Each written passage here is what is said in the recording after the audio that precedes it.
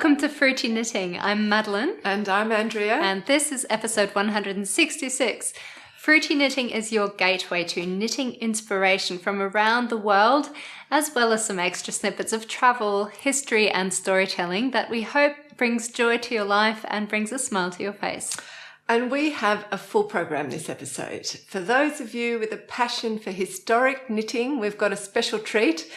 During our UK trip last year, I interviewed Dr. Angharad Thomas, who had just published her book, A Knitter's Guide to Gloves.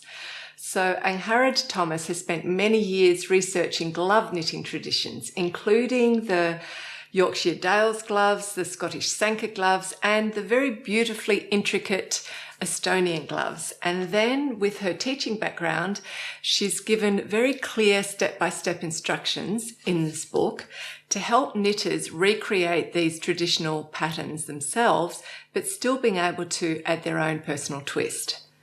So during the interview, Angharad brought along a really beautiful collection of traditional gloves, which was very fascinating for me to see in person because there's some really innovative techniques hidden in this kind of historic knitting, and just seeing them up close really makes you appreciate the skills of those early knitters. So Angharad Thomas is charming, she's full of lovely stories, and it's the kind of interview where you'll just be sitting quietly listening and knitting along with a smile on your face. And then from historic knitting in the cold northern hemisphere, we travel right down south to sunny Brisbane in Australia to feature Clare Sheng as our knitter of the world. And Clare comes from a family tailoring business, so from a young age she learnt the importance of fit and finishing. And today she's one of the most prolific knitters I've come across, creating a stunning range of garments, adding her own twist to them all, and even designing beautiful pieces herself. So when I first saw Clare's work, I thought, wow, she is a definite must-have for our Knitters of the World segment. So I was really thrilled when she agreed. And her mum, Ping, who is a tailoress with exceptionally high standards, joins Clare at the end. And together they're just totally adorable. I love this segment and I think you're going to love it too. Yeah, it's brilliant. On top of that, we're also bringing back an old segment that we haven't featured for 67 episodes. So since episode 99, it's called New Releases, and in it, a knitwear designer presents their latest design. This time, we're featuring the Swiss designer Azita Krebs from Sidispinnt, who has just released her new summer top, Moonshell, designed in our very own fruity knitting sport in the colourway Black Opal. And on top of that, Mum and I, of course, have our own projects to share with you on the couch, starting with me in Bring and Brag. But before I share that with you, I want to reply to a comment we received from Heather, one of our viewers, on our last episode. Heather, you are a very keen observer. Yes, I am indeed pregnant, so Ryan and I are very happy and excited to announce that I am now halfway through my pregnancy with a little baby boy. Can we see? Wanting me to show off my bump. I don't know if you can see it from straight on in the camera, but Heather obviously could, so yeah, we're really excited and also grateful because both Ryan and I think we've wanted kids basically since we started dating, and it's taken some self-control to wait this long. So we're really happy to be finally starting our own little family. And I'm also excited to see Mum become a nana for the first time. I've decided Mum's too young to be called Grandma, so we're calling her Nana. I think Nana sounds older than Granny. Do you think so? I don't know. Or Nan, from that Catherine Tate. Oh, yeah, show. yeah. Well, just don't turn into Let's a Nan. hope I don't turn into a Catherine Tate Nana. Yeah. Anyway, naturally, our lives are going to get even busier from now on. I know. So we're going to see how we get used to a new rhythm, but at the same time I feel quite fortunate because I am in the position where I will be able to bring my baby to work and my boss over here is going to be looking after it at the same time as me looking after it. Doing all the dirty work, the changing of the nappies and the burping. Yeah, I don't know. I think you'll make me do that. Well, I can't do the breastfeeding. Yeah, that's true. But it's a special situation, so I think we'll figure it out in the end after a few weeks or maybe a few months of chaos. Yeah. But I'm very grateful to be in that situation. Anyway, that brings me on to Bring and Brag because I made this adorable baby bonnet. Little bear. So cute. This is the Baby Bear Bonnet by Knitting for Olive. I came across the design because I originally wanted to make their Baby Bear balaclava, which looks utterly... balaclava. Okay, balaclava. How do you know that? Because everyone knows that. Baby Bear balaclava, which looks utterly adorable and cozy, but of course that hat would be a little bit too big for a newborn, as the sizes start at 6 months of age and go up from there. The bonnet sizes, however, start at 1 month age. So I knitted the smallest size, which is suitable for a 1-month-old, and my due date is in October, so the weather will have cooled down by then, which is why I think a bonnet is quite a suitable first project. So the recommended gauge is 23 stitches by 34 rows, which is actually perfect for our fruity knitting sport. And hint. Hint, hint. And I have been aching to try out some baby clothes in our yarn, not just for obvious reasons, but also because it's very soft and it doesn't scratch your skin. So I figured it could be perfect for baby clothing. And in fact, I learned that by accident when I made the Elizabeth blouse by Petite Knit in our Lily Pilly, and I usually wear this without anything underneath, so directly on my skin, and it's very comfortable. So I'm excited to test that on my baby. How's the baby going to tell you? You won't know if it's crying because it's hungry or because it's got this scratchy bonnet on its head. I'll know him well enough eventually. Anyway, so you got to wear it anyway. You gave me scratchy tights when I was a kid. Did I? That Woolen I hated tights, wearing, yeah. probably. Okay. Anyway, so that's why I made this in our gorgeous kingfisher blue, which is named after the Australian kookaburra, which is a type of kingfisher bird. Yeah, I think it's a really pretty colour. I know blue is very stereotypical for a boy, but I am having fun with it. It's a pretty boy. It's We'll see, I hope so. No, of course it's going to be gorgeous. I like this section here. That's very cute. Okay. Anyway, so moving on to the construction. At first, when I saw this bonnet and had a quick read through the pattern, I was a bit confused because against my expectations for a hat, which is usually knitted in the round, this baby bonnet is knitted entirely flat. You start off with the brim, which you work either in moss stitch or a 1x1 rib. I chose moss stitch. After that, you switch to plain stocking stitch and knit straight until you start shaping these adorable bear ears. And you do that by using left and right leaning increases, not decreases. So what that does is you've got a flat fabric with 2 triangles that get wider in the center of your fabric. Those are the bear's ears. Once the bear's ears are at their widest point, you put the bear stitches or bear ear stitches on hold. You break off your yarn at the end of the row, and then you pick up your yarn to knit only the crown, so the section between the ears. I'm going to turn it around now. This is what it looks like from the back. As you work the crown back and forth, you start picking up the remaining stitches, which you temporarily put on hold, that shape the left and the right side of your bonnet. And this is what it looks like. The result is that the stitches in the center travel vertically, while the stitches on the sides that you're picking up using German short rows travel horizontally. And because the top of your head is wider than the base of your head where the neck is, the pattern also includes some steady decreases along the way. And that's why the middle strip gets slimmer as you go down. Looks like it's going to come down over his eyes. Does it? It's because you can't see the back. I don't know. It still looks like it's going to come down over his eyes. Well, I hope it doesn't. We'll see. It's possible. It looked like Batman. I'll use it when I want him to sleep. Anyway, after you've shaped the entirety of the hat, you knit this little I-cord. Oh, just checking we're recording. We're actually recording. Yes, we are recording. Okay. After you've knitted the entirety of the bonnet, you knit this little I-cord, which you then join to the bottom of your bonnet for a nice edging. But of course, you also use the I-cord to tie the bonnet around your chubby baby's chin. So overall, I've really enjoyed this project. It's really fast, which I'm not used to getting my projects done in 2 to 3 days. And it only uses 1 ball of yarn. I even have some left over, so I'm probably going to make another one in a larger size for when he gets a bit older. And I'm considering also making one in our Lily Pilly pink because a friend of mine is coincidentally also pregnant just a few weeks ahead of me with a little baby girl. So that would be really nice. Super cute. Yeah.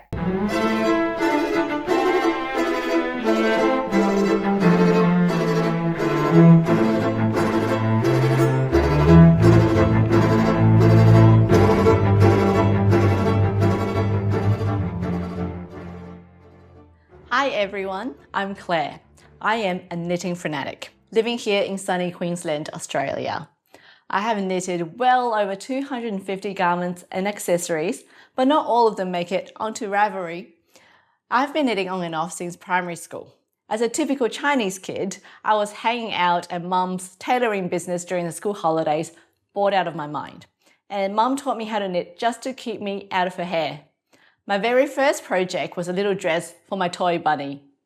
I then tried knitting scarves and basic garments, usually with cheap acrylic yarn in really weird colours, and they were all very badly fitting. I never wore any of them.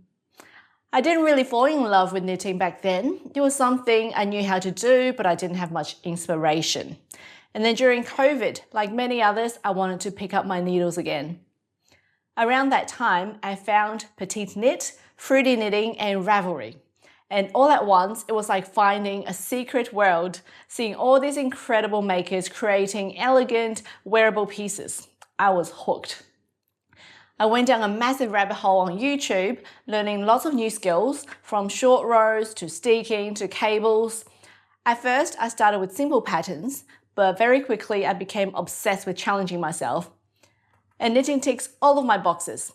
It helps me express my creative side, it satisfies my need to be productive all the time, and also it satisfies my slow fashion ethos. Now, anytime I'm not using my hands, working or doing things around the house, I'm knitting. I have to say Andrea has been a huge influence on my knitting. Fruity Knitting has introduced me to amazing creators such as Alice Darmore, Nora Gorn, Natasha Hornby and Kim Hargraves. I have made about 8 garments that Andrea has also made. Okay, let's start with a few of my most complex and proud knits because these are the ones that really pushed me as a maker. First up is the Monoy top that I'm wearing. It's by a Polish Australian designer called Majana Kolacek, and she designs beautiful patterns with lots of lace, and I have made many of her designs.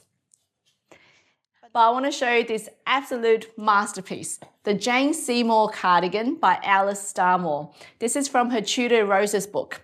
This project was next level. It had everything: color work, intarsia, embroidery, texture stitches, you name it. Each of these little pointy motifs was knitted separately and then sewn together to form a border. So you can imagine the number of ends I had to weave in. I thought I'd never finish. I learned so much making this top, and I'll admit it's not perfect. One of the armholes here is actually missing a chunk because I cast it off too early. So Mum helped me knit a little piece and hide it because she's a tailor. And she also helped me to sew in the sleeves because she says my sewing is ugly, and she's probably right. Getting the sleeves to look good and feel good is an art in itself. But when it finally came together, I just thought, wow, this is what a beautiful, well-crafted garment look and feel like. Next is another Alice Darmore piece, the lapwing collar. I actually made this one twice. The first one in green, and this is one of my all-time favorites.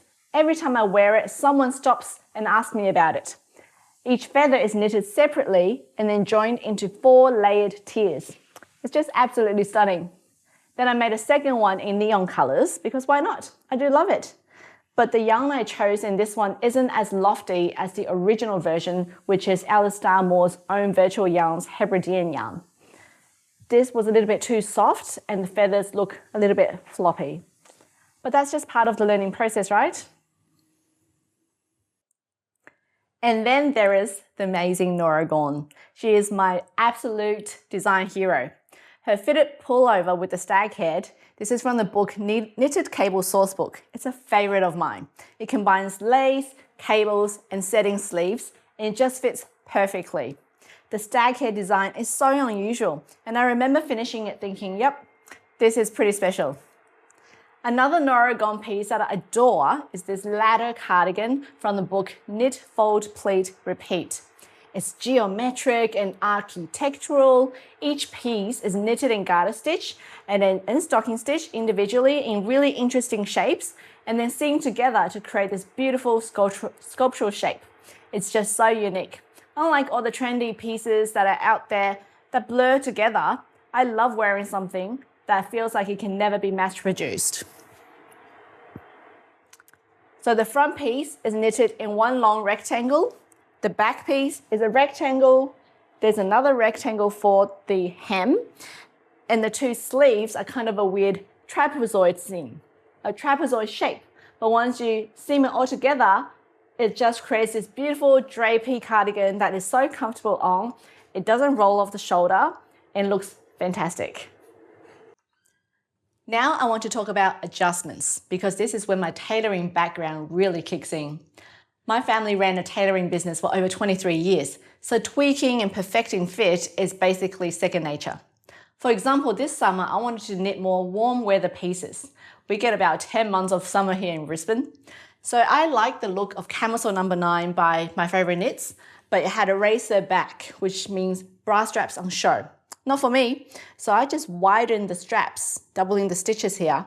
I mean, you don't have to follow a pattern blindly. Adapt it to suit your own needs and style. Here's another. This is the Disco Pullover by Kit Couture. I bought this as a kit quite a few years ago, and I knitted it when I was really stressed out at work. I just rushed through it without checking gauge or paying attention. Classic mistake. It came out huge. Last year, I decided to resize it, but not by reknitting, except by sticking it. I cut 4 darts on the yoke, and I also cut through the side seams. And then I folded each side back and then sewed it back together. I mean, you can't even tell, right? I took out about 14 centimeters here and 20 centimeters in the body. Do you want to see the inside? So this is the inside of the jumper, and you can see where I have sticked it. These are the 4 darts that I created. I figured out where I wanted them to be and make sure the pattern is consistent from the outside. Then I took my scissors and cut through them and then folded the 2 sides back after trimming out a couple of centimeters and then hand sewing it down. The hand sewing is not great, but you can't see it anyway. I also cut out the side seams and took out quite a bit, trimmed quite a bit from each side. And then I just backstitched it. I didn't need to fold each side back because it's not a fitted garment. Doing 1 seam is easier than 2. And the finished result is fantastic. Now recently, I used ChatGPT to do a color analysis on myself. And apparently I'm a bright spring, which totally makes sense because I've always loved wearing bright neons and clear pastels. And I look awful in earthy, muted tones. So I started dyeing some of my old knits. This bright fuchsia top, it used to be a cool light grey, and the grey made me look tired. The fuchsia makes me so happy, it just lights up my face. On the other hand, this maroon jumper. It's a beautiful knit, but the color is just too muted and it doesn't bring me joy. So I think I'll be dyeing this one very soon. And now look at this beige pinky jumper. It is way too close to my skin tone and blends right in. So I added a red neckline and it completely changed the balance. It broke up the beige and now suddenly it works. Now, I could honestly talk for hours about color and body shape, but I'll give you a summary. I'm a pear shape, which means I have narrow shoulders and wider hips. So circular yokes, raglans, drop shoulders, they're not my friends. They make my shoulders look even smaller and my hips look even wider because the construction's like a triangle. What works for me are cropped lengths, setting sleeves, V-necks, and anything that adds width at the shoulders and tapers at the waist. And that is why I'm so drawn to Nora Gorn's designs, because they're structured, fitted, and sculptural. Some other common body shapes are apple, where you may have larger bosoms or midsection, and rectangles, where your shoulders and hips are pretty straight down. And each of these body shapes will suit different types of constructions. But my point is, don't just knit what is trendy. You don't want the garment to wear you. You are the one wearing the garment. Knitting should complement your body and make you feel great. So I urge you to find some time to understand your body shape and your personal colors to find patterns that complements you and brings you joy. This brings me to some of my own designs, because once you understand your shape and color, you can start designing pieces that truly work for you. First up is my bomber jacket. I had this gorgeous bulky wool with bits of sequins, but I didn't have a lot of it, so I had to be creative. I was inspired by images on Pinterest and decided I wanted a knitted bomber jacket with a zip. I used my tailoring experience and some YouTube tutorials and figured out the construction. It's a top down with European shoulders. It's got a trapezoid shaped back, and I picked up for the front and knitted it down, and I used short rolls to put in the sleeves. The sleeves took me 4 attempts, because I miscounted each time, but eventually I got there. The yarn is a bit of a muted purple, so I brightened it up with this neon pink collar and cuffs, and that contrast really made it pop. The zipper is hand sewn with a knitted facing as well, and honestly, I just love how it turned out, and I can't wait to wear it when Brisbane finally comes down, eventually. Next is my Knitting Queen jumper. This is my playful take on the Christian Dior J'adore jumper. I'm not really into loud designer labels, but I really like the shape of this top, so I made my own version. Instead of Christian Dior, mine says Knitting Queen. I knitted it bottom up in the round, and then when I got to the lettering, I realized I couldn't do stranded work properly in the round. So I just split this little bit here for the front and back and worked flat. And then I designed the lettering in Excel using my stitch gauge to map out the letters. And the sleeves are slightly puffy to balance out my shoulders. I even embroidered a little star on the front here. It's not perfectly even, but I kind of love it. It feels authentic. The only things I would change next time is to add a row of knit stitches here on the ribbing, which will clean it up, and also to make the lettering a little bit further away from the edge so you can see a little bit better when you're wearing it. And finally, something really special. This is a Darth Vader jumper that I made for my son. I was inspired by the Star Wars book by Tanis Gray, but I didn't want to knit a circular yoke for him. So I completely adapted it into a setting sleeve with European shoulders. My gauge was also really different to the pattern in the book, so I had to redo all of the mats from scratch. The grey bars here symbolize Darth Vader's armor, and it is done in tarsia instead of color work because I think it makes it look a lot cleaner on this very thick wool. The chest plate and the utility belt in the front, they're finished with duplicate stitch, which made it really pop out. And Mom is going to help me finish a hat for him, which will mimic Darth Vader's helmet with a little bit kind of longer in the back. She's currently working on making a paper pattern and then knitting it because she's more professional like that. But my son absolutely loved this. And I have to admit, it might be one of my proudest makes. It's just something special about knitting for someone you love, especially when it's this epic. Now I want to talk about something I'm very passionate about, tailoring and fit. This is my mum Ping. Mum also learned knitting from her mum back in China. Back then, everyone just knew how to knit. There were no patterns, you just watched and learned from the women around you. And then later when she lived in Japan, she studied knitting properly. Structures, stitch styles, pattern making. So she has this very deep appreciation for this craft. Yeah, we learned by watching and not reading. And in Japan, I learned so much more about stitching and the shaping and the fine finishing details. This is a jumper I designed and I knitted myself. I bought this yarn from Japan many years ago. I made a saddle shoulder with a delicate border detail and in Japanese lace. It's so feminine and pretty. Has been stretched longer now, and as I will shorten the sleeves and the body part, and to fit better again when I have time. Mum drilled into me from a very young age that fit matters. A garment should look beautiful but also feel comfortable to wear. There's no point in making something pretty if it doesn't sit right on the body. So with that background, you can imagine how I react when I knit something that just makes no sense.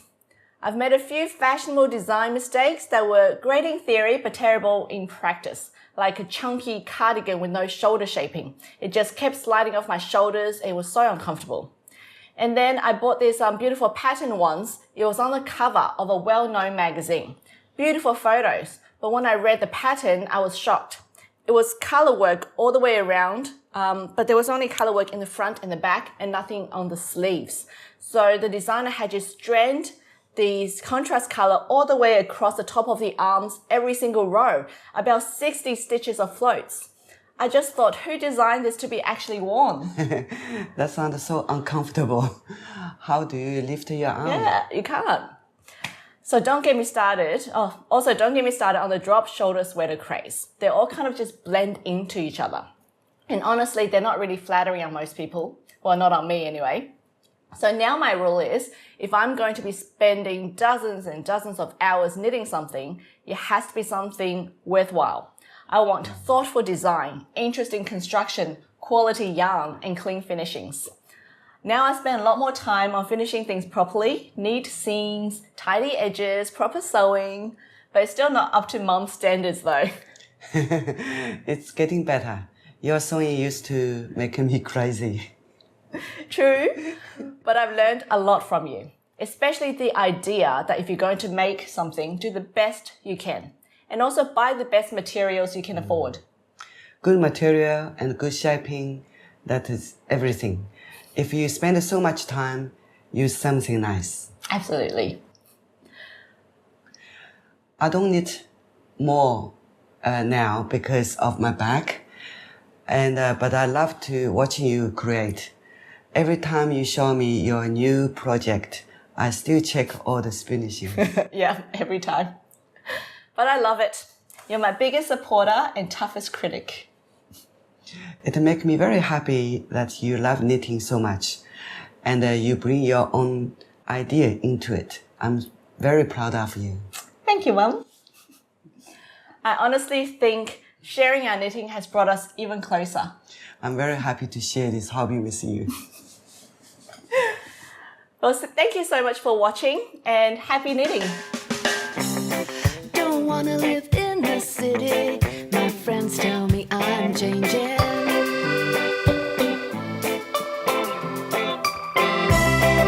The smell of salty is what I'm chasing.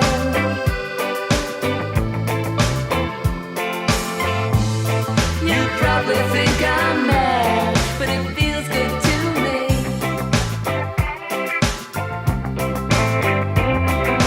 'Cause from now on I'll live as close as I can to the sea. I don't know why I'm going. Welcome back.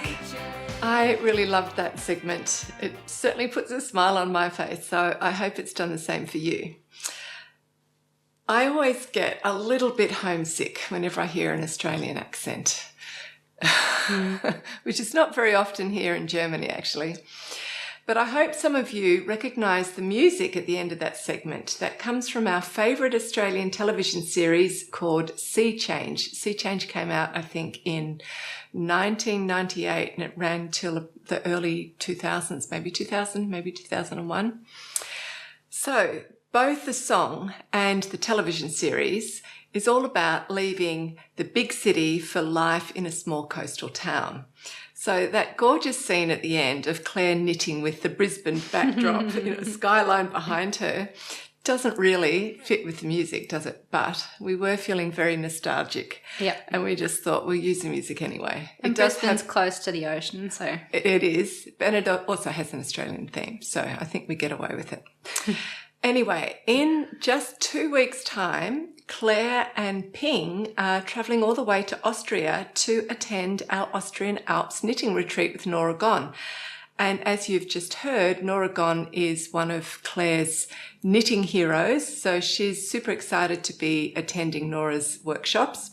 And I have to say, I'm actually really excited to meet Claire and Ping. Yeah, me too. I think they're going to be tremendous fun to hang out with. And just a little warning, Claire, I am going to try to convince you to publish the patterns of 2 of your designs, the Knitting Queen and the Bomber Jacket, because I think they would be such a big hit. Yep, absolutely.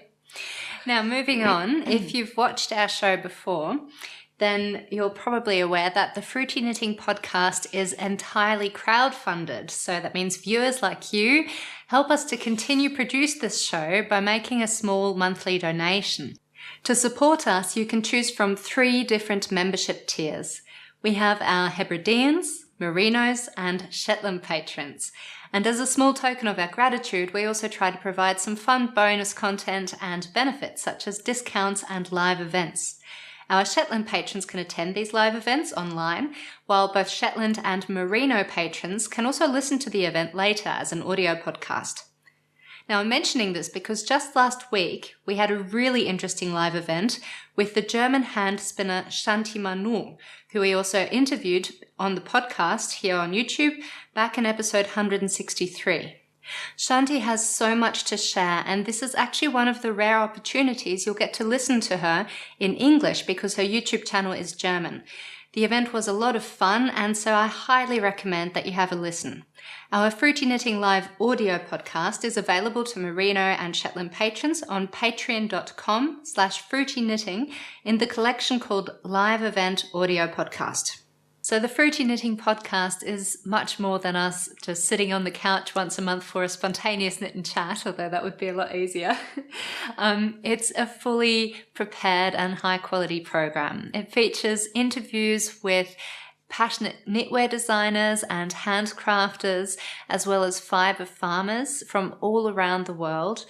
And we also do tutorials and a whole lot of other segments. And we love what we do. At the same time, it's a lot of work. It takes a lot of time, effort, and financial resources to make this show happen.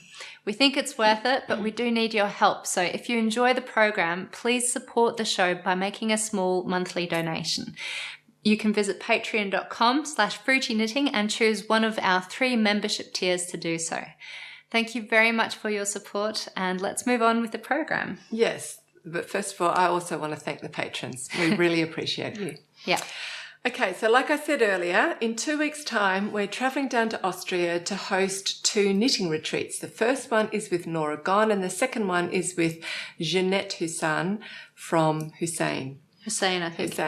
From Jeanette Knits. And both these designers have designed a sweater for our retreat participants, which is super exciting, using our Fruity Knitting Sport. So last episode, I showed you Nora's design, Nora Gon's design. Here it is here. I haven't finished it yet, unfortunately. It is a really lovely cabled design. Yeah. Okay, jumper. It's still got a neck to go around and a sleeve. Beautiful. There it is there. And now I want to show you Jeanette's design. I totally adore this design. I think it's so striking. It's called the Hayat top. And the word Hayat comes from the Arabic word for life. And Jeanette describes it as a top that feels alive in its details. So the pattern comes in both a short and a long sleeve version, and she's used our white opal as the main colour with billabong as the contrast colour. So Jeanette asked me if I had any special requests before she started to design the Hayat top. It's a dangerous question. Yes, because as all of you know, I am forever adding waist shaping to all of the sweaters that I knit, regardless of whether that is a trendy silhouette or not. And that's simply because that's what suits my figure best. So naturally, I said to her, well, it would be really good if you designed a sweater that has waist shaping, or at least one that you can add waist shaping to. And you can imagine that it's a total thrill to think of a designer of Jeanette's caliber designing a sweater that would absolutely fit your needs perfectly. But I also wanted all the retreat participants to be equally thrilled with their version of the jumper. So that meant that it had to be a design that would suit a lot of different body types or could be adapted very easily to a lot of different body types. And I think that Jeanette has done a brilliant job at achieving that goal. So I want to point out some details to you. Firstly, the design has set-in sleeves, which are one of the most flattering sleeve types for most body shapes. And it also features a beautiful European shoulder. And by the way, I just think that our white opal really shows off the stitch definition very well, just letting you know. But what I especially love is the colour work. The shaping underneath the bust is really feminine and flattering, and it works particularly well for smaller busted women like me because it just creates a fuller look in that area. However, if you don't want to draw attention to the bust, you could simply just leave out those small vertical lines and then begin the colour work from the triangles instead. And Jeanette has put a purl stitch running down each side seam, or where a side seam should be, so it's creating a fake side seam. And doing this makes the very large colourwork pattern repeats much easier to grade, but it also makes it extremely easy to add in waist shaping as well. And the pattern also walks you through exactly how to do waist shaping. But what I think is really particularly brilliant is that if you would prefer to have an A-line fit with more room around the midsection, so you don't have the garment clinging to you there, you simply add gradual increases from just below the bust line right down to the hem. So you're not doing any decreases, you're just adding occasional increases, and that'll give you that A-line look. So I think this design really offers a solution for every single body type. Now, you will have noticed that Jeanette uses two very highly contrasting colours, the white opal and the billabong.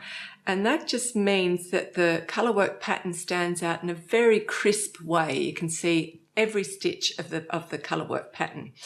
And the design, or the way she's written the pattern, also gives you the option of reversing the colour, so you could have a dark main colour with a light contrast colour. And she's added an extra chart there too, so that you can, this inversion, you'll be able to follow more easily. It just visually is easier to follow for you. And I've seen some of the test knitters do this inversion, and it actually looks really good. It changes the look of the garment, but it works really well either way.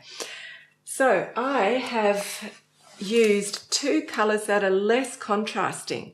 Do you want to help me by holding it? Yeah, okay, 2 stitches. That is the silver lining and the kingfisher down below here.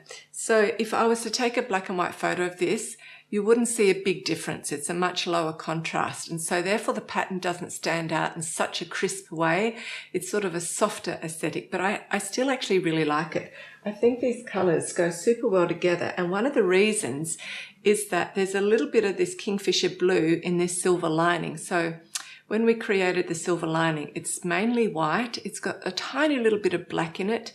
It's got some navy blue in it, and it's got a bit of this colour. And so I think they just look really beautiful together. But of course, this is a softer aesthetic down here. So all of the retreat participants will be receiving this design and the yarn to knit it with in their gift bags. And it's been a lot of fun to see the colour combinations that people have picked out. Yeah. Some of them, most of them are doing the light dark combination, but a few are doing it in reverse. So I'll be super excited to see when their projects are finished, to see how they all look in our yarn. That's going to be super exciting. And last week I spent packing up these kits because we had to send the yarn down to Austria in advance because we can't carry it all in the car. No, we have our suitcases for ourselves, we have our recording equipment, we have all the handouts and the gift bags for 2 retreats. And even though I've taken all the seats out of the back of my car, which I think is a station wagon. Do we still call them station wagons? I don't know. You can see we're not very interested in cars. even though I've taken all the seats out, we did not have room for all of the yarn that has to go down there for 2 retreats. So, but luckily we've seen that the big boxes have arrived, which is great. And then after the retreats, the designers will be publishing these patterns for everybody to buy. And we'll also put some kits for these patterns. If you decide that you'd like to try knitting these designs in our yarns, we'll have kits on our website. Yeah, that's artisanfibers.com. Yeah, and I really hope to have had this finished in the next episode. I actually wanted to be wearing it this time, but I've been a bit naughty. I haven't been doing my Keyser exercises, and if I don't do them consistently, then I get sort of swelling in my tendons, and then I can't knit. So I've had to have a complete break for a few weeks, which is highly frustrating, as you can imagine, because I wanted to wear this on the first evening for our welcome drinks. Yeah, but it's worth the wait because you've got to get your shoulder okay again and Yeah. then start strengthening it. Okay, that's true. I do, Mum. Now, so she's practicing on me. Now it's time for new releases with Asita Krebs.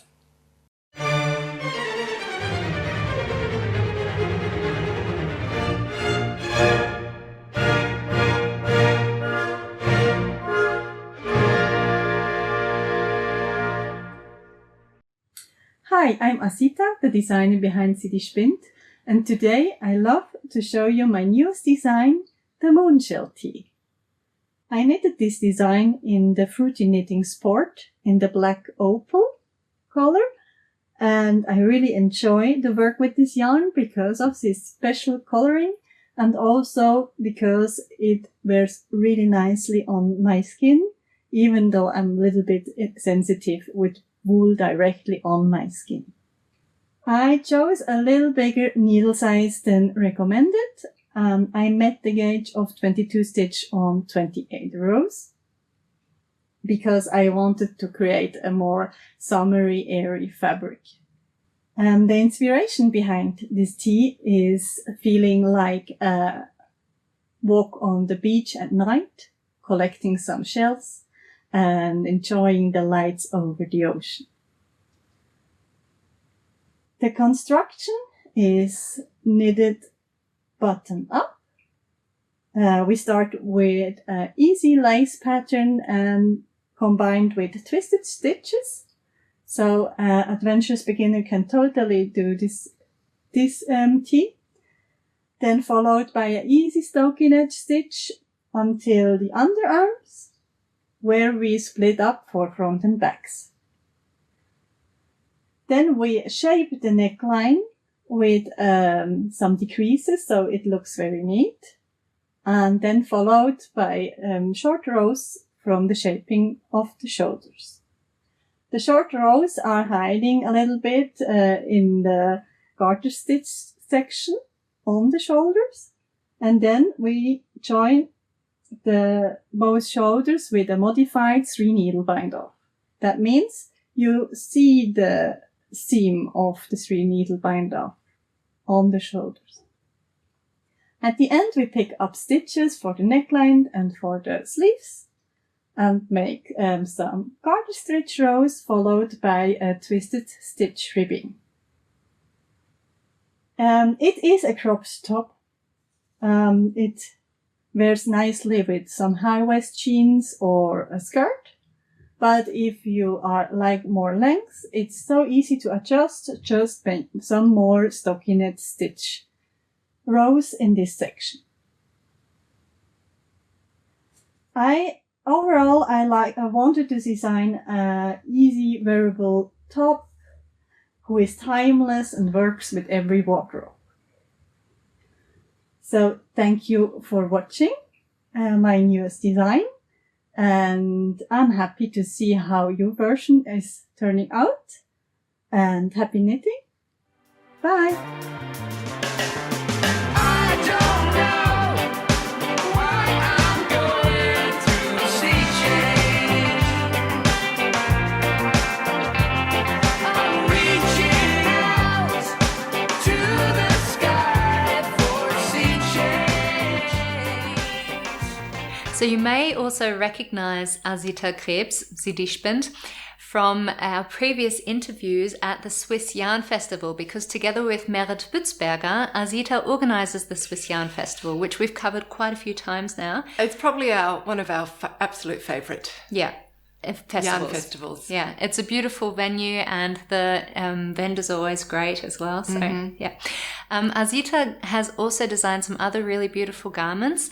For example, I'm wearing her April top, which I made I think last year with your help, and I've also knitted 2 of her lake reed hats as well. Yeah, that's that's a free design. Yeah, it is. It's a great Brilliant hat yeah. pattern.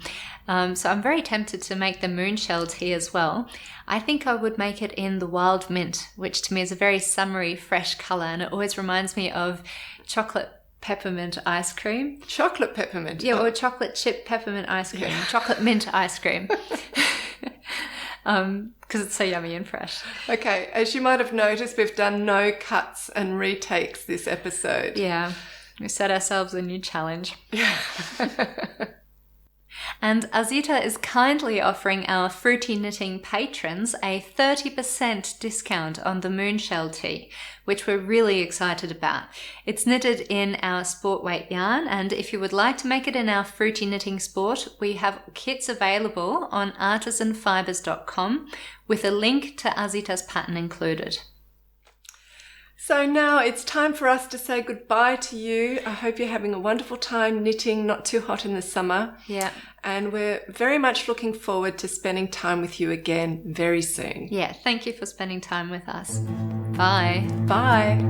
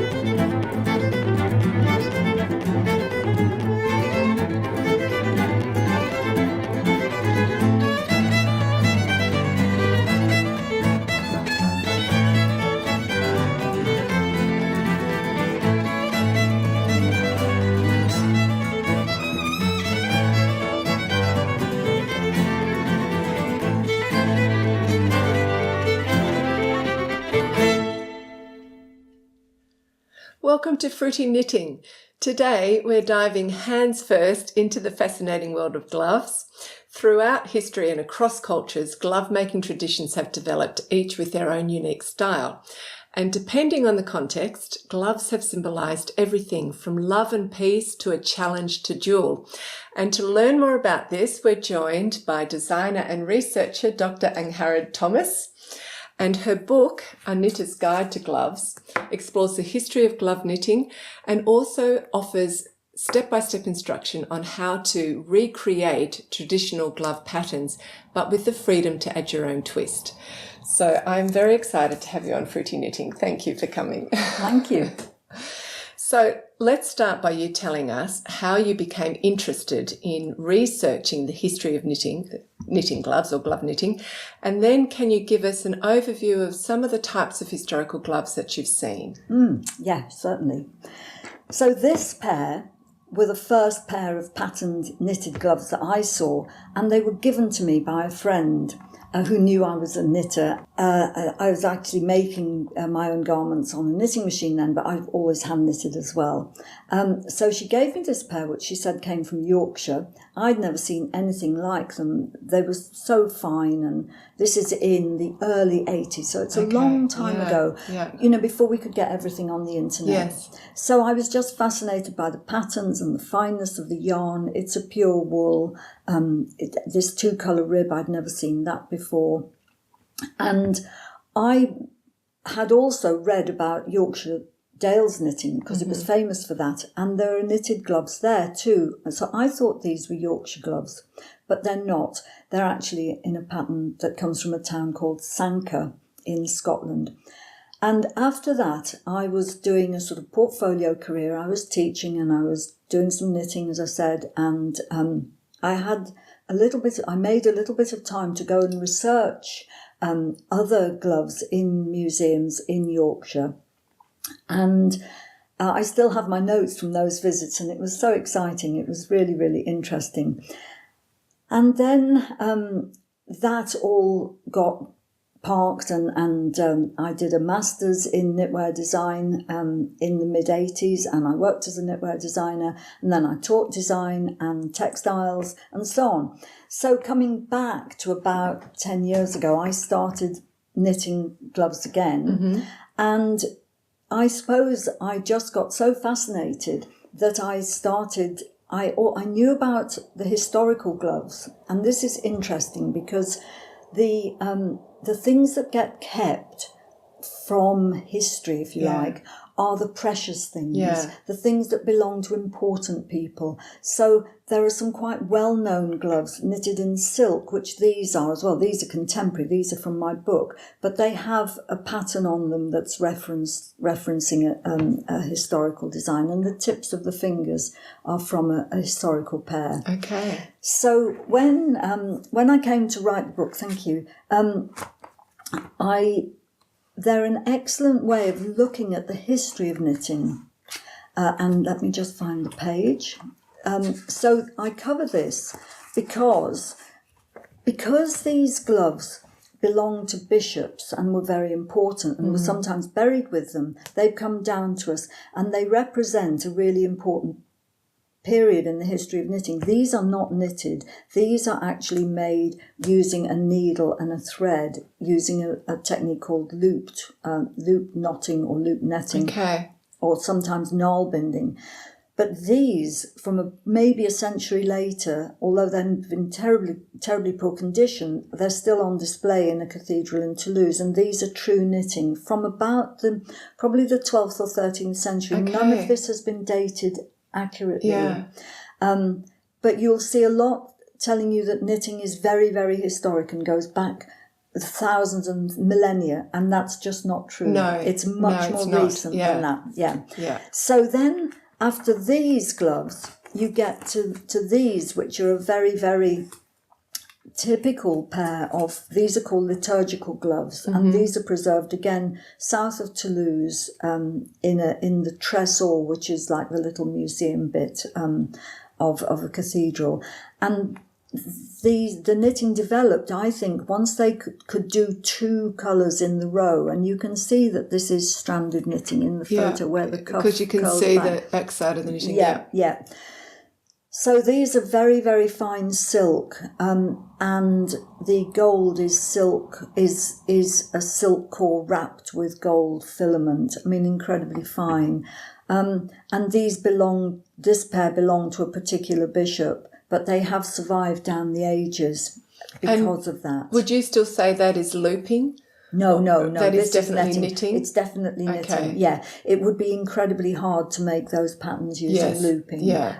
So I think once knitting was understood, the very early gloves are these plain white ones like this pair here, and then they're decorated with embroidery Over the top, or these medallions that are applied over the top, either embroidered or sometimes metal.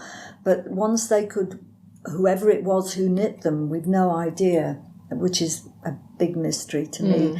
Possibly people moving along the Silk Road, possibly from China or the East, and then into Spain across the Mediterranean. But it's not known. There's no documentation. But once they understood that they could knit with two colours, then they could express themselves with these wonderful patterns. And do you know roughly the date of these? yes, they are. So this pair are thought to date from the 15th century because it's known who they belong to, and that's one way of dating them where they still exist. Great. So is there anything else in this? You've got so many different gloves you've seen. Very exciting. Now, this is just the part of the hand of a pair that I went to see in Terrassa. So other people might like to go on holiday to a beach or something, but I actually like to go to a textile museum while my very patient partner explores outside and goes to the cafe.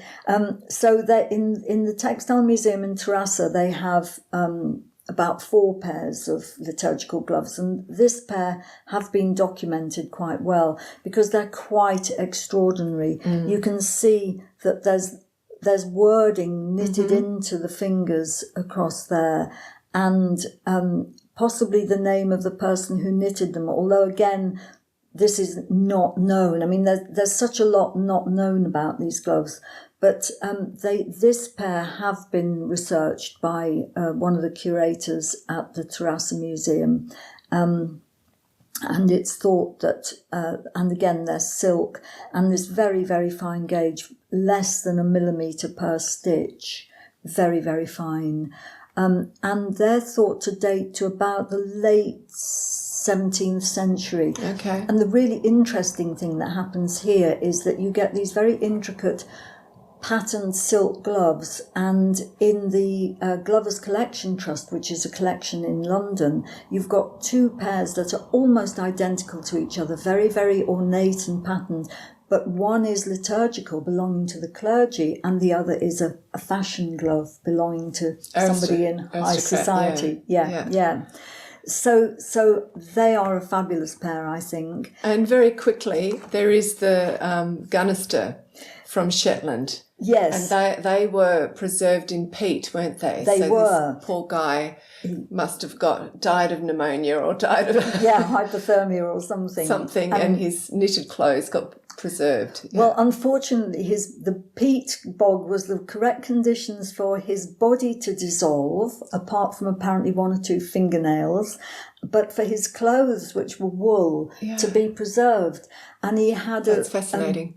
I know. He had a little purse with him, and there were a couple of coins in it, which enabled the researchers to date his find. Yes. And that is just, as I've been saying about these other gloves, we could date them to within 100, 200 years, but not exactly. But Gunnister Man can be dated. Yeah. And so his gloves were plain, but again, echoing the fashion of the time with these wide gauntlet cuffs and so on, and decoration. And I remember around that. something else very quickly, that the coins actually showed that he travelled a lot, which was very surprising. Yes. Historically, that he was like a middle age or middle income. He wasn't sort of an important person, but he'd actually travelled a lot because he had coins from different countries. Yes, that's right. Which was fascinating, isn't it? Yes. Okay. And then this pair, another pair that I had a knitting outing to go and see. They're in a town called Leeuwarden in northern Holland, which is the capital of Friesland, which has its own separate language and so on. And I knew about these from having seen them in a presentation at a conference. So I knew where to go to look at them. And these are also interesting because they have the date knitted in, and they have some initials knitted in. And these are knitted in wool. And again, they're in 2 colours. And again, very fine. But they have this really, I think it's more or less unique cuff around them, and which is also found in this tiny little baby pair of mittens. They got them out when you go to a museum and into the sort of researcher's room or the storerooms. It's just so interesting, and people get you things out. And these little doll's mittens have the same cuff, and it's just lots and lots of yarn and then stitches, just holding it in place. So it looks like bubbles or tassels, the top of tassels. Yeah. That's interesting, isn't it? Yeah. So anyway, I've looked through all my embroidery reference books, historical and so on, and so they have at the museum as well, but we've not been able to find any reference to anything like this. So they seem sort of fairly unique. Incredible. Okay, so we have some diagrams here in front of us because I thought it'd be good if we first of all, before we get into more knitterly detail, we take a closer look at the anatomy of the knitted glove, and in particular all of the different thumb constructions and possibility of hand extensions, which you are an expert on. So these are 2 diagrams from my book, and the first one shows all the variations of hand coverings. Now, you can see there are many, ranging from a very, very simple wristlet there, increasing to more of a hand warmer with just a simple slit for the thumb, and so on. So with a thumb, a full mitten. These we don't see often they're from Newfoundland. They are. Trigger. It's a trigger mitt or a shooting mitt. Then you've got the sort where you have a little cap over the fingers, fingerless gloves. H is probably my preferred full finger standard glove. I has a gauntlet, or long cuff, often flared, and then J can go all the way. Elegant for the opera. Yes, not with stripes, but that's funny. I've never seen that actually, with a full thumb and no fingers. No, you could take the thumb off there, obviously. Yeah. These are just a breeze because you don't even have to knit in the round. You just knit an oblong and fold it over and leave an opening for your thumb. So those are the very many variations for the hand covering construction, and I think that's also fascinating.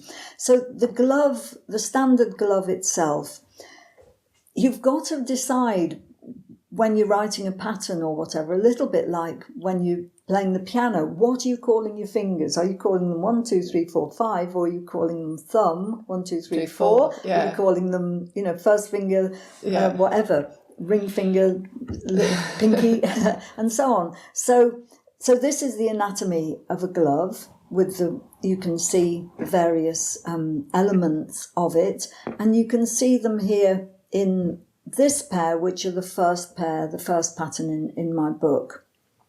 And all the elements correspond here. So just going over quickly, you've got a thumb gusset, which is interesting. Some people may not know exactly what part that is. And then you've got finger gussets too. Yeah. So the thumb gusset is where you have to increase for the increased width of the thumb, and that's a standard glove construction. The hand extension, which people may not be so familiar with, is seen ever so clearly. It does exist on this glove. It's not so clear, but on this one, it's very clear because the pattern changes. So the little finger starts just a little bit lower than all the other fingers, and you do about another 4 rows, and then you start the other fingers. And that's something that wasn't in common use until maybe 10 or 15 years ago. It's quite a refinement, and it does make gloves fit better. If I'm knitting for a particular person, I take an outline of their hand, and it's much more pronounced in some people than others. And when you're doing very patterned gloves, you often can't incorporate it because it would throw it out. I mean, this one's quite clever, really. Okay, but you've got that a little bit in this. Yes. There's there's a couple of rows, I think, there where this is not. It hasn't been started. So what about all of the variations on the thumb construction? So you say this is a pretty straightforward one. Yes, I call these gloves are actually symmetrical because the thumb comes out of the side of the glove and it lies flat. Now, that isn't always the case. You can have the thumb coming more onto the palm of the hand, which is the case with these. So that thumb is very much more to the front of the hand. It certainly is. Is it actually comfortable? Yes, they feel very nice when they're on. Okay. And you put them on and you feel as though you're ready to go out for rather nice English tea. Okay, so you're knitting in the round. Yes. And then the sides of your knitting are there and there, but you start doing your thumb here, and it is completely standard increasing, symmetrical increasing up there. So that's the thumb on the palm of the glove. And then this one, in fact we've got 2 here, where the thumb this is called a peasant thumb because it's the simplest. So you're knitting a tube for the hand, and where you want the thumb to be, you knit in however many stitches in a waste yarn. you can put in pockets and do all sorts like that. And then when you've finished your tube and your fingers, you come back here and you unpick that length of contrast yarn very carefully with 2 needles, and you pick up the loops from the top and the bottom of the slit, and you pick them up, and then you start to knit. It's a little tricky to start with, and you try and pick up a couple of stitches at either end as well. Okay. And that makes it's surprisingly comfortable, and it's very, very simple, and it's the construction that's found on a very great many gloves, even now in Estonia and Latvia. Okay. So that's the peasant thumb. And then these gloves are adapted from a vintage pattern, actually. And this is really interesting because the thumb is actually asymmetric. When you increase for a thumb, you generally, on this one, for instance, you do it up both sides, or on this one, up both sides. The increases are all up there. And this is actually straight. Okay. And it makes a I terrifically see. comfortable thumb, actually. Yeah, that's straight there. I mean, these are a bit big for me, but yeah, and it's... Okay, so it's really increasing for this mound. Yes, and then it sits very beautifully flat. That's interesting. I haven't seen that before. Okay, cool. So you've really got into the nitty-gritty about thumb constructions. Yes. Okay, so there are 2 areas in the UK that are historically significant for glove knitting, and that, as you've mentioned, is the Yorkshire Dales in England and Sanquhar in Scotland. So can you tell us how these 2 places became known for glove knitting first, and then what are the unique features of each area's gloves? Yes, fine. The Yorkshire Dales was well known for its knitting from about the 15th and 16th centuries, and it reached its height in like the 17th and 18th, 19th centuries. Mostly these enormous stockings, everybody knitted. They needed the income from knitting. And but apart from that, there were 1 or 2 examples, maybe a couple of dozen at the most, of highly patterned gloves that have been brought down to us. And just quickly to tell people, the enormous stockings, they were knitted enormously and then they were shrunk so that they would be felted and actually warm. Yeah. Okay. Yeah, and they were made in huge numbers. Anyway, this is a picture from a display case in the Dales Countryside Museum showing both some of the knitted gloves and the needles, not that the gloves would have been knitted on, but the stockings, and you can see they're quite coarse and they're also bent. And they're made out of metal. Yeah, they're probably made out of coarse wire by the local blacksmith. They were quite crude, and you can see the stick that people put into their belt to support one of the double-pointed needles so that they could knit even faster. And they had because knitting fast was so important because it was the income. Women, children, men, everybody, any spare minute was knitting. That's right. Yeah, okay. However, the knitted gloves mostly were, because they're in these beautiful patterns, that's my theory, I think they were kept. And this is a replica of a pair that are in the collection of the Knitting and Crochet Guild in Britain. So that's them. But they're very narrow and long and thin, but they have all the characteristics of very fine gauge, almost a stitch to a millimetre. They have an initial and a date. This pair have 1910 I was going to say written in the cuff or above the cuff. And then they have these patterns going up the back of the hand, which I believe, and then this pair are an adaptation of the replica to be wider and to be, these will fit a fairly decent sized hand. These are in my book.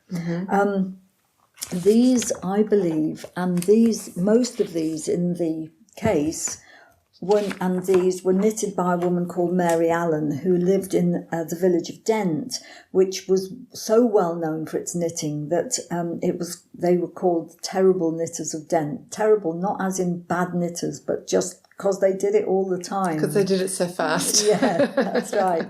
So I believe that all these gloves, and you can see an illustration of another pair there, were knitted by the same person. And they've been kept again, like the bishop's gloves, because they were so special. And this is a pair that I knitted some while ago, but I took the pattern up the fingers, and this is a variation called the Tree of Life. The others I just called diamonds. So normally they would have the date there. Yes, something. date and the initial. Now, I left that little panel blank because I was going to embroider a date and an initial on them. And You haven't decided who you're going to give them to yet. no, that's right.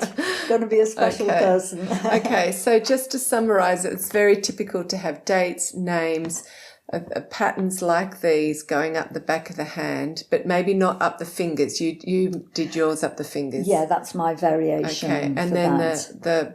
the palm of the hand is usually in this Yes. finer pattern. Yeah, and that's called a midge and flea pattern, and we'll see it again in the Sanka gloves. Okay, so that's the Yorkshire Dales, and Sanka isn't very far, is it? No, in if you Google map it, it's about 100 miles. And there was known activity between the two places. So in the Yorkshire Dales, there was lead mining, there was cattle and farming and the knitting. Now in Sanka, which is also a little tiny town in a rural area, there was cattle and sheep and lead mining and knitting. And they knitted stockings, but they also knitted gloves. Now, the patterns are very similar to the Dales ones, but as you can see, they're more intricate, but 2-colour rib. This has a blank part there because they weren't made for anybody special, particular, but that's where the name or writing would go. The name, the initials, and the date very often. This pattern is called the Duke pattern, and it has this very prominent grid on it. And I was lucky to get this pair, I bought this pair in Sanka, but they're a vintage pair that I think one of the knitters had for quite a long time. They've never been worn or used. You can see how the fingers are, they press them in so that as they're lying flat, the patterns alternate properly. So these are Sanka gloves, and they're still knitted in Sanka. There's probably about 3 or 4 people who still knit them, and they run classes as well. And it's quite interesting because in Sanka they had the support of the local landowner, who's still the Duke of Buccleuch, who owns lots and lots of the land around about. And during the 19th century, he supported the glove knitters for just to keep, they've got money. Yeah. So he made a huge order for all of his acquaintances. Yes, presumably he gave them out, when they went off shooting and things. And then also a woman who taught at the local academy, which is the high school, all the girls, because this is the days when girls did knitting and the boys probably went off and did woodwork or something, had to knit a pair of Sanka gloves when they were about 13 or 14. So the Sanka glove tradition has very much continued. And it also, the other variation it has is that it has various different patterns. So the Duke pattern is the most well-known, but this is... And does the Duke always have the grid on the palm and the outside of the hand? Yes. And it very much controls the size of the glove as well. The only way you can alter the size is by altering the needles and the yarn. Okay, because, because the grid has to be that size. And does it have the gussets? Yes, it does actually. It has the thumb gusset, which forms into two squares. I can see that there. So we can see, if we spread this out, we can see it's like a little triangle. Yeah, and that's really fun to knit. You increase very sharply either side. And then inside, in between the fingers, there's a tiny little gusset there that again gets decreased down from that one square, from the 9 stitches there. Okay, so that just gives it extra comfort. Yes, you've got that bit movability. of flexibility between the fingers. And that's not in the Yorkshire Dale gloves. No, Okay. no. The increasing and construction that Mary Allen did was really quite Simple. Yeah. This actually makes me think that it was modelled off aristocratic gloves, like beautifully made gloves, that like leather gloves or something that would have this little gusset in between. Yes. They maybe saw those and were able to copy them or Yeah. something. So yeah, that's probably yet another of those things that we'll never know. Never know for sure. Okay. So alongside the Duke pattern or the grid pattern, which can also have different squares in it as well. So different patterns within the Yes, square. Okay.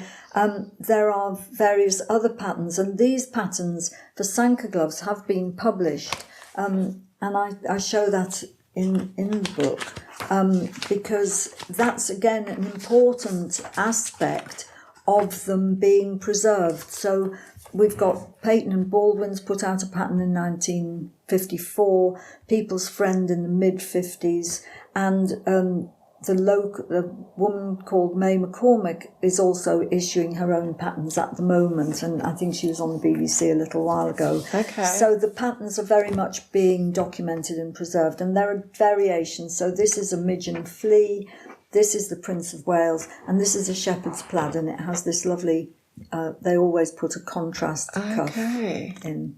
And that's quite fun to knit because you knit half the number of stitches on a bigger needle, and when you come to turn the cuff up, you've got some nice flash of colour. Yes. And okay, so do you actually start with the inside? yes. Yeah. And then when you come to turn the cuff up, you knit you join in your main yarn and you knit one of those up and you make a stitch. I think it would be fun to combine different elements of all of them. Like I really like that edge on the cuff. I really like this. I would like to put the gussets in so you could put that with this. Oh, yes, you absolutely and could. like just take the best of all of them, put it together. Super glove.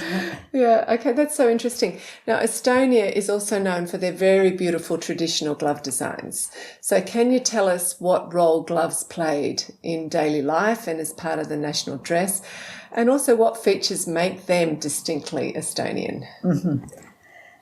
So Estonia, it's in the Baltic, as you can see from the map, and it's the northernmost of the small Baltic nations. Means it's very, very cold. yeah, it's very cold, and the Baltic freezes over in the winter, at least at the moment. And so being a small country and having had various different governments and occupations, national identity has been of massive importance over the years, from the 19th century onwards, as they became independent, and then they were part of the USSR and so on and so forth. So national identity can be expressed through folk costume, and the knitted elements of that were important on, in some parts, knitted garments, sweaters, but always gloves. And the knitting in Estonia is quite extraordinary. It's very fine. A lot of it is very fine, like these two pairs here, which have a gauge of about 70 stitches to 10 centimetres. Yeah. They're knitted with yarn that would look like us, to the sort that should be knitted on maybe a size 2 or 3.3 millimetre needle, but these are knitted on a 1.5 or even a 1.25 needle, and knitting that thickness of yarn on that fineness of needle is both physically very difficult, but then also produces a very, very firm, Yes, windproof. windproof, waterproof and cold proof, which is actually what you need. Absolutely. Yeah. Now, the other thing that they do in Estonia with their glove knitting is to use it as a canvas for all sorts of different techniques. So you can see this pair have the entrelac cuff, and if you've ever knitted entrelac, you'll know it's difficult, it's hard work, it's fiddly. So to knit on this scale, that sort of cuff for a glove, I think is just, the height of the knitter's art. And you can see on this glove, there's the scalloped edge formed by the travelling stitches, and then just one line of a little braid, which is knitted in there. And then that moves on to incredibly fine colour work and the very, very tiny patterns on the fingers. And these both, they have a pattern on the fingers, and then it changes on the hand, and the glove, the thumbs match the fingers. And you can see a little bit of hand extension here. Yes, you can. Probably on that one More so than that one. And then this pair is the green pair that I bought myself. Well, I bought all of these when I was in Estonia, and I thought these were just wonderful. I thought, oh, how contemporary and funky this is, short rows and garter stitch. And then I found that there was an example in the National Museum dating from the early 20th century, I think something like 1909. Something. Yeah. And lovely that each finger has a different pattern, and there's a thumb extension there. And the peasant thumb. But interesting, no gusset. No, none of them. And the yarn they are quite stiff as well. Yeah. But I think, again, with these sorts of gloves, not always, but sometimes they were just really knitted for show. I mean, like the pair that we had that were so narrow, even I couldn't get my hand in them. These were possibly just carried into church or put in the belt. Absolutely. As decoration. Yeah. So this last pair are interesting because they're not as finely knitted as the others, but they've got this lovely travelling stitch and border on the cuff. But when you look at the fingers, you see that they have been made to overlap so that the pattern continues straight up the finger. And so you can see there's a bit of an overlap between this finger and there. Yeah, and the pattern carries on straight up the hand with the gloves, with the fingers lying flat. And I think that's... And there's a pattern there, unbroken. Yeah. And that's interesting because, as you pointed out, it's probably not knitted like that, but it's pressed like that. Yes, so that's that what if I put it on my hand... With permission. I've already had permission, don't worry, I didn't just shove my hand in. You can see that the pattern is still there, and on this side the pattern's all lining up. Yeah, and then on the thumb you fold it back, and the patterns are straight. Yeah, and it is very coarse wool, but typically the sheep in that area have got fairly coarse wool unless they're usually double coated, and so unless you're separating it. But it's so cold. I mean, Germany's cold enough. Estonia's even colder. Yes, very much so. You need all the help you can get. So you're saying that in the 19th century, indigo would have been introduced. So they would have had cream and indigo, and then maybe a black from a black sheep or something, or brown from a brown sheep. Yeah. But and colours, real colours like this wouldn't have been in until... Oh, these would be synthetic dyes, definitely, which were mid-19th century. But they did use plant dyes extensively as well, to the extent that I think some plant populations were damaged because so much was used. But I think this very bright pink is a lovely colour because we don't expect wool to be that colour. I associate that shocking pink with a synthetic fibre, but it isn't. It is dyed wool, and it just gives you that pop of colour. And there's one island where they extensively use both pink and orange together as their sort of trademark. So yeah, it's very nice. It's very interesting. Okay, so I thought, apart from Angharad's passion for glove history, she's also really eager to help knitters design their own gloves, but of course inspired by tradition. So I thought to wrap up the interview, it'd be great if you could talk about that. And also if we can have a look at your very inspiring mood board notebook, I think it is. I think it's officially a sketchbook, A but it's sketchbook. more like a scrapbook.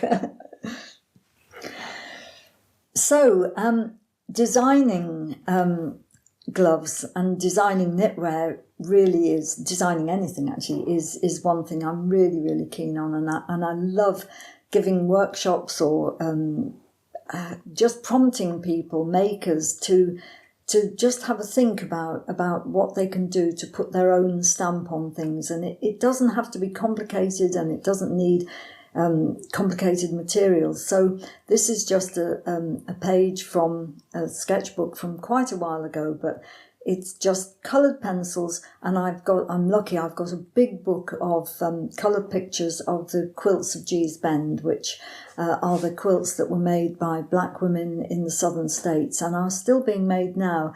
And I've always loved them, and I just treated myself to a bit of time looking at them and analysing, picking out the colours, just roughly sketching the patterns and seeing what I liked about some more than others and so on.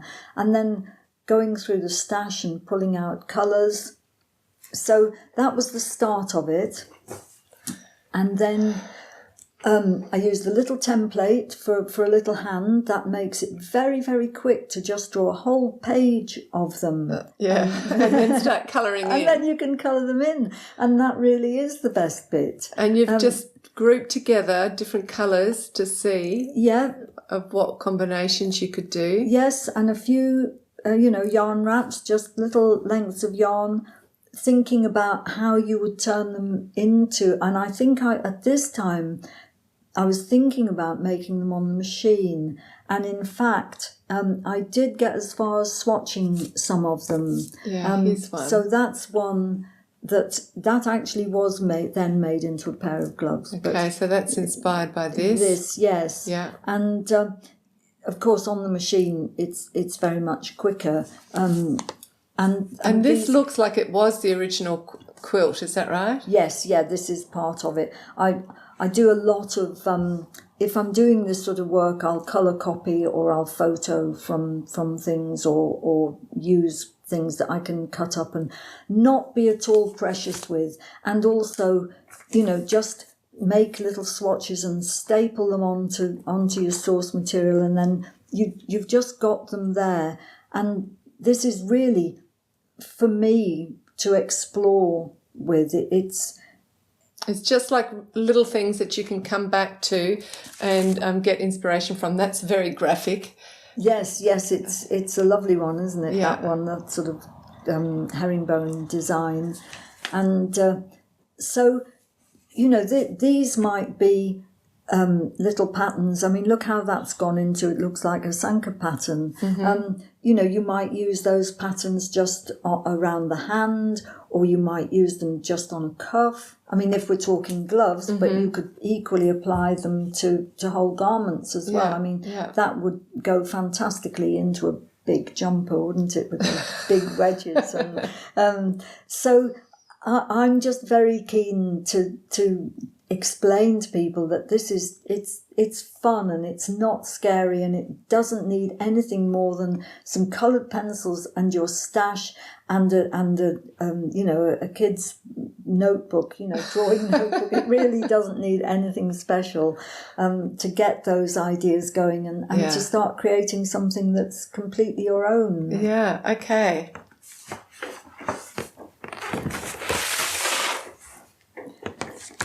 So this really is one I did earlier.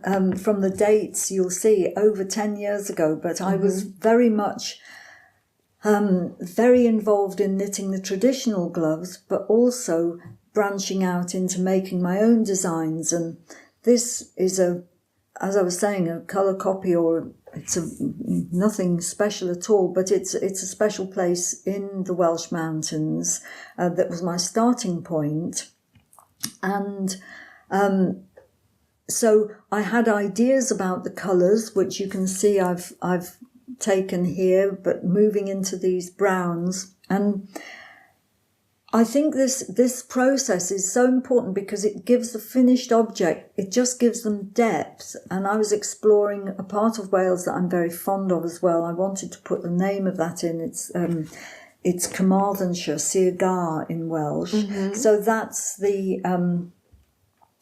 initials, if you like. The date, note to self, always do a date in the future. And so these are about the mountains and about the countryside. And I think that this is sort of embodied in this mixture of traditional designs. You can see the elements that we had in the traditional gloves, but suggesting the movement of the land. And on the reverse side, these little teeny weeny little mountains as well. So I always think I shall keep these for me. So they have been kept for me, actually. Have you worn them much? Because they're looking in great... They're very flat, aren't they? They're looking great condition. I guess you don't want to wear them, do you? In case you lose them or something. Well, it's always a dilemma, whether to wear them or whether to keep them. Yeah. But I think the actual short story is that I don't have a coat that they really go very well with. I love Wales as well. Andrew and I would go every Christmas to Northern Wales to Snowdonia. That's right, I remember, yeah. I totally love that area. It's so beautiful in a wild kind of melancholy way. Oh, very wild and melancholy Snowdonia, yeah. And the beautiful miners' huts, that you would see abandoned, but they just look so beautiful and so natural in the landscape. It's a gorgeous, gorgeous area. Well, it has been a delight to have you on Fruity Knitting. So I'm very grateful that you've taken the time to come here and show us your work and the inspiration and how I think it's great that you're teaching other people how to use it as combine the tradition with their own twist. That makes it alive and organic. Lovely. Thank you for having me. It's been a pleasure. Let's say goodbye to the audience. Bye. Bye. Yay! We're finished. Hooray.